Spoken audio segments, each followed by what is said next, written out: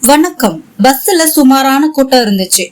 50 வயது மதிக்கத்தக்க ஒருத்தர் ஏறினாரு. கல்லூரி மாணவன் மூர்த்திக்கு அவரை பார்த்ததுமே அடையாளம் தெரிஞ்சது. அடடே, நம்ம ஸ்கூல் வாத்தியார் முத்துசாமி சாரு. அடிச்சு பிடிச்சு ஏறி கஷ்டப்பட்டு இந்த இடத்த பிடிச்சிருக்கோம். அடையாளம் கண்டுகிட்டா அவருக்கு இடம் கொடுக்க வேண்டி இருக்குமே அப்படின்னு நினைச்சான். அவரை கண்டுகிடாத மாதிரி ஜன்னல் பக்கம் பார்வையை திருப்பிக்கிட்டான். அடுத்த நிறுத்தத்திலேயே ஒரு பயணி இறங்கியது முத்துசாமி சாரு அந்த இருக்கையில போய் உட்கார்ந்துகிட்டாரு. அப்பாடா, நம்ம வாத்தியார் உட்கார்ந்துட்டாரு, இனி கவலை இல்லை அப்படின்னு நிம்மதியோட சகஜ நிலைக்கு திரும்பினான் மூர்த்தி.